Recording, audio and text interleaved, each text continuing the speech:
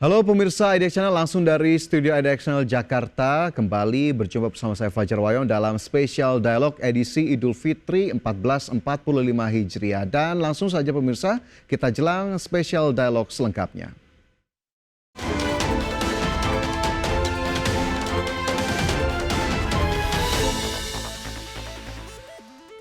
Ya pemirsa, Kementerian Perhubungan memprediksi puncak arus balik Lebaran 2024 yang akan dilakukan warga Jabodetabek dari kampung halaman masing-masing terjadi pada H+3 Lebaran atau Minggu 14 April 2024. Adapun total warga Jabodetabek yang mengikuti arus balik pada H+3 Lebaran mencapai 6,12 juta orang.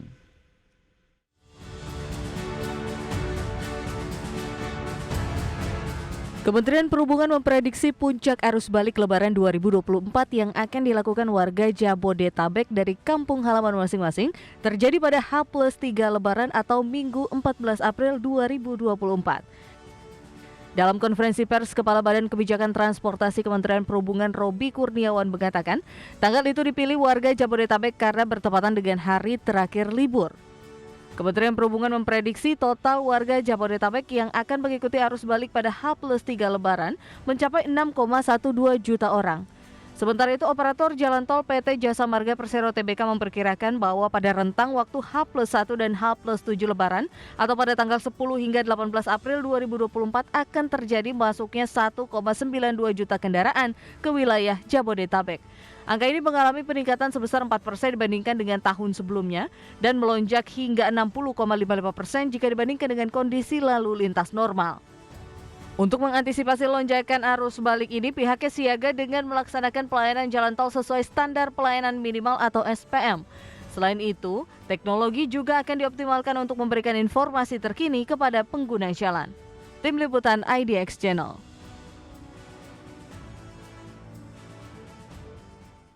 Dan pemirsa, dalam spesial dialog edisi Lebaran ataupun Idul Fitri kali ini kita akan membahas tema operator jalan tol siapkan skenario mengatasi arus balik Lebaran. Dan untuk membahasnya pemirsa sudah tersambung melalui Zoom dengan Bapak Kris Ade Sudiono, Sekjen Asosiasi Jalan Tol Indonesia. Pak Kris, terima kasih sudah bergabung bersama kami. Selamat Lebaran sebelumnya. Selamat Lebaran, minal aidin wal faizin. Minal Mohon maaf aidin lahir wal batin, ya. faizin. Semoga sehat terus ya Pak Kris ya, dan tim tentunya dari Asosiasi Jalan Tol Indonesia. Pak Kris, ini terkait dengan arus balik Lebaran terutama bagaimana kemudian kesiapan dari operator jalan tol sendiri menghadapi arus balik tahun ini Pak Kris?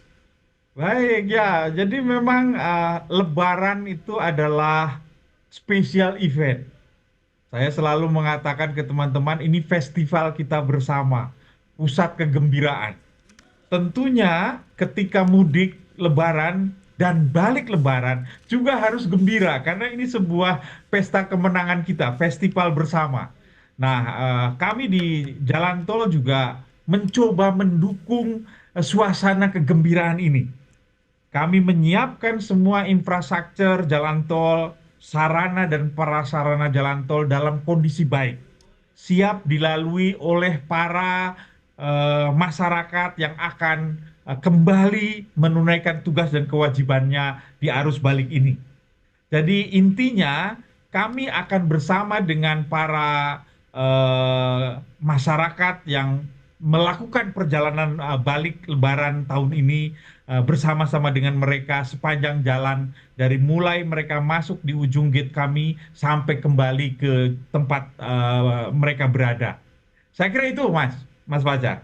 Oke, jadi memang kondisi jalan tol, terutama kemudian fasilitas-fasilitasnya juga sudah dipastikan siap untuk menghadapi arus balik ini. Tapi apakah kemudian ada skenario-skenario khusus untuk menghadapi arus balik Lebaran kali ini, Pak Kris? Ya, jadi memang prediksi kita ini sebuah perilaku dalam manajemen event seperti Lebaran. Umumnya ketika arus mudik sebelumnya, itu masyarakat akan memanfaatkan periode cuti bersama, lalu yang kedua periode arus mudik yang disiapkan oleh pemerintah. Ya, waktunya atau istilah kita window time-nya sangat terbatas. Nah, sedangkan di arus balik, nah ini ada fenomena yang cukup berbeda. Untuk masyarakat yang mungkin bekerja karena periode masuk kantornya sudah ditetapkan, mereka akan memanfaatkan dari periode Lebaran sampai periode mereka mulai masuk kerja. Dan ini memang Windows time-nya juga terbatas. Nah, tetapi untuk masyarakat yang mungkin punya periode Windows time yang lebih panjang, mereka akan memanfaatkan waktu yang lebih panjang.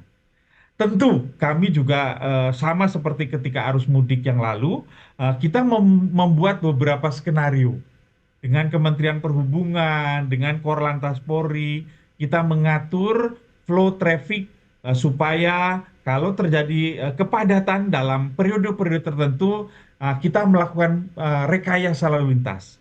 Nah, salah satu yang kita siapkan adalah kebijakan one way dari Kali Kangkung di Semarang sampai dengan Jakarta.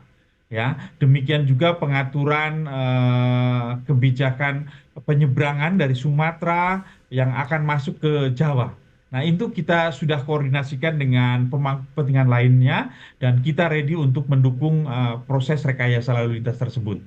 Mudah-mudahan berbagai macam ikhtiar rekayasa lalu lintas ini membuat tadi suasana kegembiraan Lebaran yang sudah kita nikmati bersama juga akan mewarnai arus balik teman-teman yang kembali ke tempat kegiatan mereka masing-masing. Oke, tapi puncak arus baliknya sendiri, Pak Kris, ini sebetulnya di H plus berapa Lebaran sebetulnya? Dan apakah ada imbauan yang bisa disampaikan juga kepada para pemudik yang akan nanti juga akan berpartisipasi dalam arus balik Lebaran? Ya, kalau dari kami memang selalu menyarankan kepada masyarakat pengguna jalan tol untuk mengatur rencana perjalanannya secara bijak. Ya, kami mengkampanyekan dengan mudik lebih awal dan balik lebih akhir. Nah, ini adalah bagian dari proses untuk mendistribusikan traffic supaya tidak menumpuk di tempat dan waktu yang sama. Karena isu yang kami hadapi, isu yang kita hadapi bersama dalam festival event yang besar seperti Lebaran, biasanya adalah masalah kapasitas, ya, infrastructure capacity. Kapasitas jalan kita kalau dilalui oleh masyarakat di waktu dan tempat yang sama. Masyarakat bergerak di waktu dan tempat yang sama, tentu istilah kita terjadi kepadatan. Nah, oleh sebab itu, tadi menambah kapasitas dengan cara menggunakan kebijakan one way itu adalah bagian dari menambah kapasitas jalan. Nah, sedangkan distribusi lalu lintasnya, kita himbau dengan tadi, mengatur distribusi pergerakan masyarakat tidak bergerak di waktu yang sama. Itulah sebabnya seperti arus mudik yang lalu kami mengkampanyekan mudik lebih awal, ya. Di arus balik ini pun kami mengkampanyekan balik lebih lama atau balik lebih akhir. Nah, mudah-mudahan distribusi ini akan membuat kapasiti jalan kita ditambah dengan rekayasa lalu lintas yang kita lakukan cukup untuk menampung pergerakan masyarakat selama arus balik Lebaran ini. Itulah sebabnya kami ingin membawa kegembiraan yang sudah kita rayakan dalam perayaan Idul Fitri kemarin juga menjadi kegembiraan saat kita balik ke tempat kita masing-masing. Baik, ini semakin menarik tentunya dan tentunya kita yakini bahwa pemangku kepentingan juga sudah berupaya untuk kemudian bisa membuat arus balik Lebaran bisa berlangsung dengan nyaman dan juga aman. Pak Kris, kita lanjutkan kembali tapi nanti kita jeda terlebih dahulu. Pemirsa tetaplah bersama kami. Spesial Dialog edisi Idul Fitri akan segera kembali.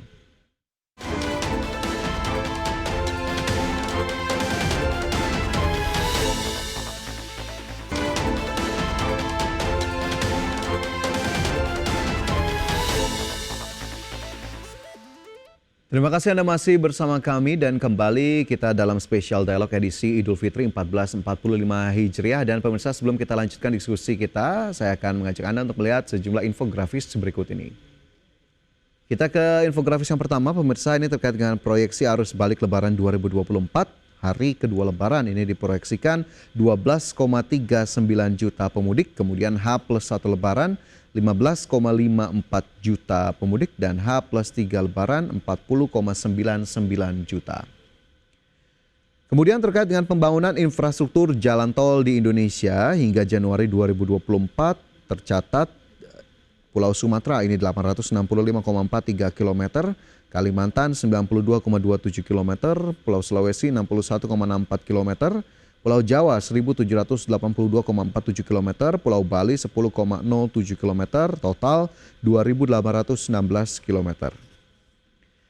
Kemudian 5 proyek jalan tol dengan anggaran pembebasan lahan terbesar di tahun 2023 ada tol Solo Yogyakarta Kulon Progo 2,5 triliun rupiah, tol Yogyakarta Bawen 1,6 triliun rupiah, tol Jakarta Cikampek 2 Selatan 552 miliar rupiah dan tol Semarang Demak 513 miliar rupiah serta tol Bekasi Cawang Kampung Melayu 501 miliar rupiah.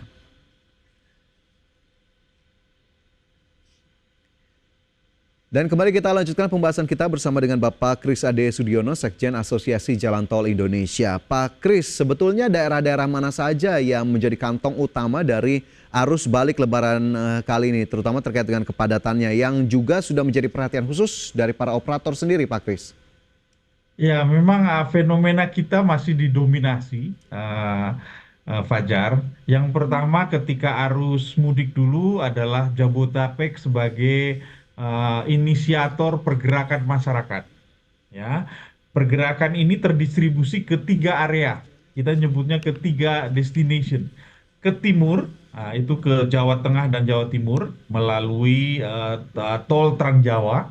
Lalu yang kedua ke daerah selatan, ke tengah, itu khususnya pergerakan masyarakat yang dari Jakarta, Cikampek ke arah Cipularang dan Bandung. Ini pergerakan destinasi ke arah Jawa Barat dan Jawa Tengah, tetapi bagian selatan. Lalu yang terakhir adalah pergerakan masyarakat ke barat. Nah, ini pergerakan yang ditengarai bergerak dari Jakarta ke arah Merak sampai ke penyeberangan ke arah Sumatera. Nah, prediksi kita juga untuk arus balik bergerak sebaliknya. Jadi akan ada 3 area, 3 sumber pergerakan kendaraan untuk memasuki ke Jakarta Jabodetabek. Nah, yaitu dari timur, khususnya dari Trans Jawa yang akan diawali dari gerbang Kali Kangkung di Semarang, lalu dari selatan yang akan bergerak mulai dari teman-teman yang dari Cileunyi, Cipularang bergerak masuk ke Cikampek ke Jakarta. Hal yang sama juga dari selatan, dari Jagorawi. Nah, ini juga akan bergerak ke arah Jabodetabek. Nah, untuk yang dari barat, kita akan menampung pergerakan masyarakat dari Sumatera melalui penyeberangan Bakahuni Merak dan baru dilanjutkan oleh tol Merak Jakarta.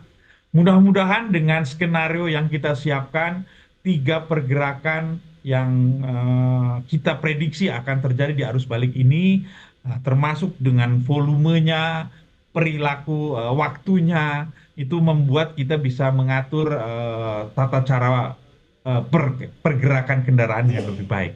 Mudah-mudahan, Mas Fajar. Baik, dengan berbagai cara tadi. Tapi apakah kemudian salah satunya juga termasuk dengan pemberian diskon tarif tol, Pak Kris? Kita tahu di tahun lalu, jika saya tidak salah begitu ya, ada tanggal-tanggal tertentu yang diberlakukan diskon tarif untuk tol agar kemudian mendukung masyarakat tidak serentak di puncak arus balik begitu, tapi agak kemudian bisa terdistribusi dengan baik. Apakah kemudian di tahun ini juga ada skema demikian, diskon diberikan di tanggal-tanggal tertentu sehingga mungkin pemirsa yang memang sudah bersiap untuk melaksanakan arus balik bisa memanfaatkan diskon tersebut, Pak Kris? Ya, memang ini sebuah bagian tadi saya bilang bukan insentif ya, tapi ini kegembiraan kita bersama. Termasuk juga teman-teman di pengusahaan jalan tol, teman-teman operator jalan tol, kita akan bersama dengan masyarakat merayakan sukacita Lebaran ini ya.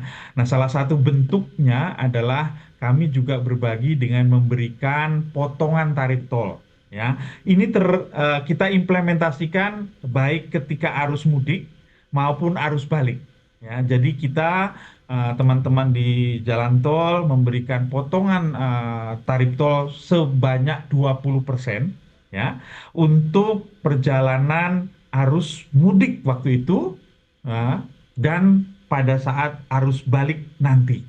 Nah, skenarionya kita, karena seperti tadi, pola pergerakan masyarakat itu akan menumpuk di puncak mudik, di puncak arus balik.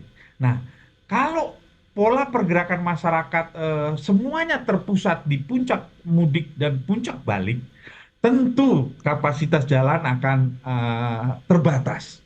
Nah, itulah sebabnya dengan pemerintah, dengan para pemangku kepentingan, kita mencoba mengatur insentif potongan tarif tol ini kita berlakukannya adalah sebelum puncak lalu lintas tersebut. Jadi kalau dulu ketika arus balik kita berlakukan sebelum puncak arus balik, yaitu di Hmm, tanggal 3 dan 4 kalau tidak salah ya. Nah, 3, 3 dan 4 kalau tidak salah. Nah, demikian juga untuk arus balik ini. Ya, seperti tadi disampaikan oleh Mas Fajar, prediksi Kementerian Perhubungan, puncak arus balik ini akan terjadi setelah Lebaran sampai dengan tadi hari Minggunya. Nah, kita juga coba distribusikan supaya jangan menumpuk di waktu-waktu tertentu itu dengan cara memberikan longgaran potongan tarif selama 2 hari. Kalau tidak salah, nanti kita akan mulai implementasikan ketika setelah puncak baliknya. Nah, kalau tidak salah, nanti saya cek ya.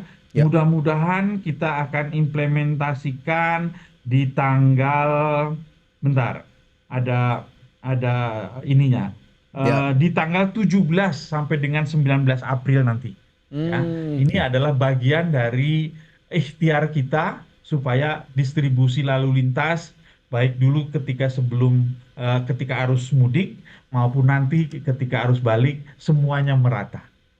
Demikian Mas Fajar. Ya, itu bisa dicatat tentunya untuk pemirsa IDX Channel yang memang sudah bersiap-siap untuk melaksanakan arus balik. Dan tentunya yang saya garis bawahi adalah saya cukup senang sekali begitu Pak Kris, sepertinya semangat sekali menyebutkan bahwa ini adalah kita harus berbagi kegembiraan begitu ya dari sisi pengelola jalan tol ataupun pemudik sendiri sehingga akhirnya semua bisa mendapatkan semangatnya semua di Idul Fitri kali ini. Tapi mungkin sedikit Pak Kris, dari tahun 2023 lalu, dari evaluasi yang sudah dilakukan di arus balik, apa yang kemudian menjadi catatan untuk kemudian bisa dilakukan eh, antisipasi lah gitu atau skenario yang lebih baik di arus balik 2024 kali ini. Tapi nanti tahan Pak Kris, kita akan lanjutkan usai jeda. Pemirsa tetaplah bersama kami, spesial dialog edisi Idul Fitri akan kembali.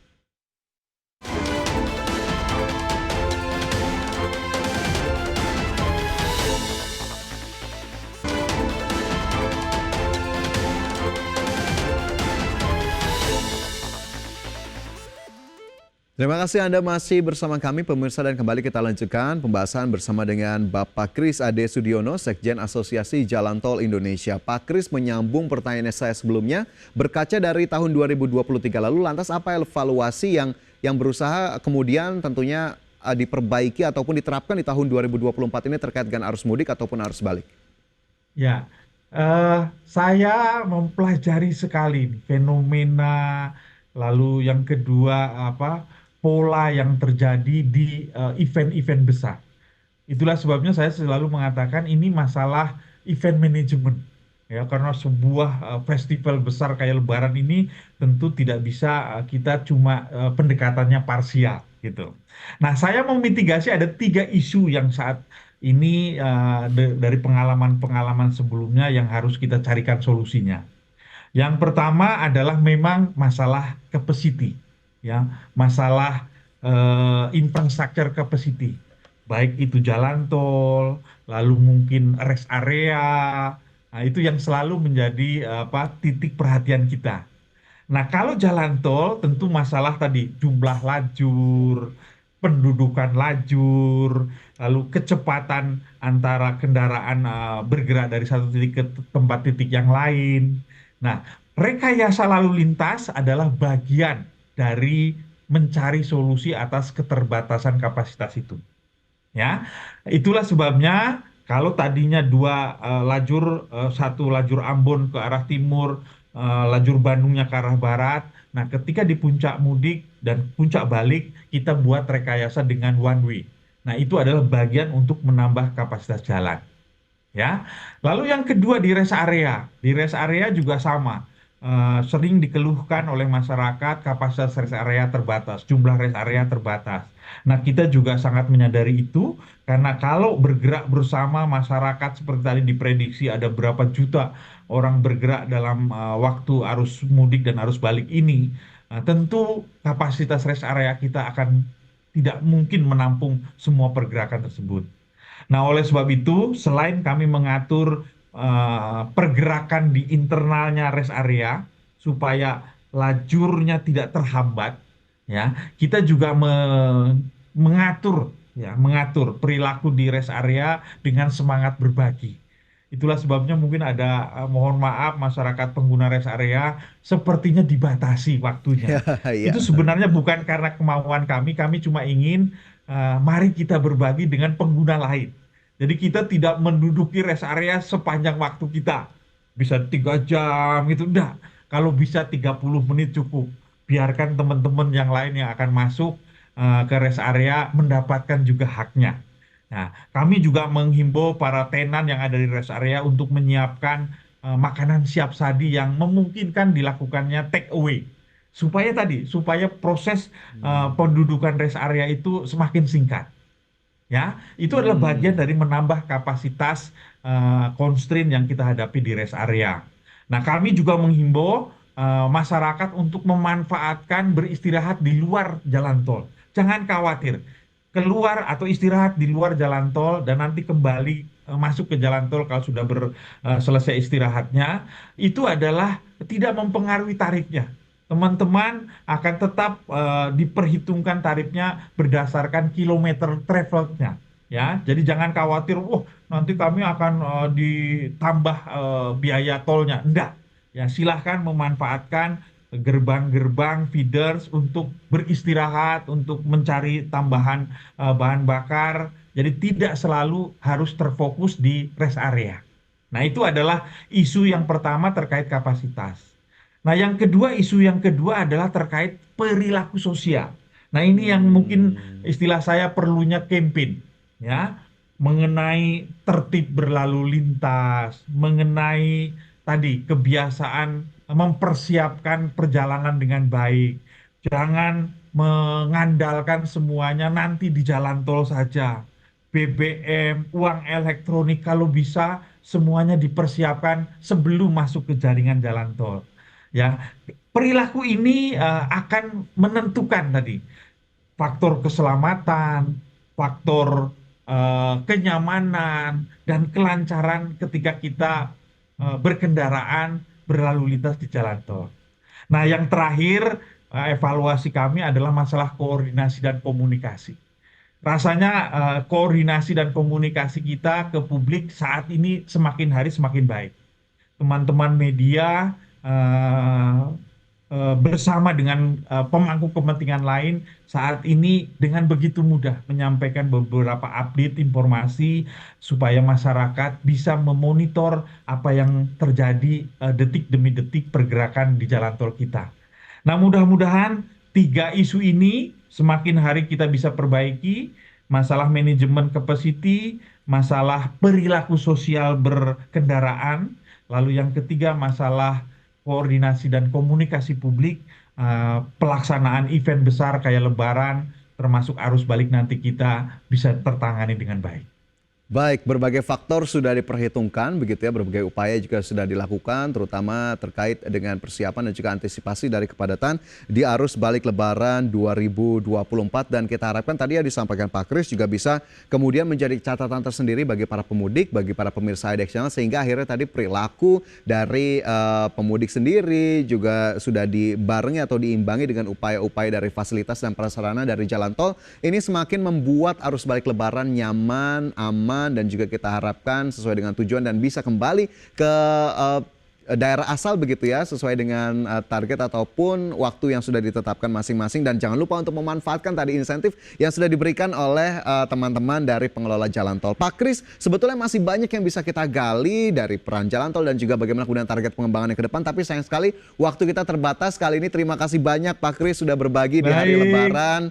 tentunya, dan kita harapkan juga Pak Kris dan tim tetap siap siaga begitu ya untuk kemudian mengawal arus balik Lebaran di tahun ini. Terima kasih banyak Pak Kris, sehat selalu dan selamat berkumpul terima bersama kasih Mas keluarga. Fajar, teman-teman semua, mohon doa restunya untuk kami yang sedang bertugas mengamankan arus balik ini. Terima kasih. Wassalamualaikum warahmatullahi wabarakatuh. Waalaikumsalam warahmatullahi wabarakatuh. Terima kasih banyak Pak Kris, Bapak Kris Ade Sudiono, Sekjen Asosiasi Jalan Tol Indonesia yang sudah berbagi di spesial Dialog edisi Idul Fitri kali ini. Terima kasih juga atas kebersamaan Anda pemirsa. Saya Fajar Wayong undur diri. Sampai jumpa.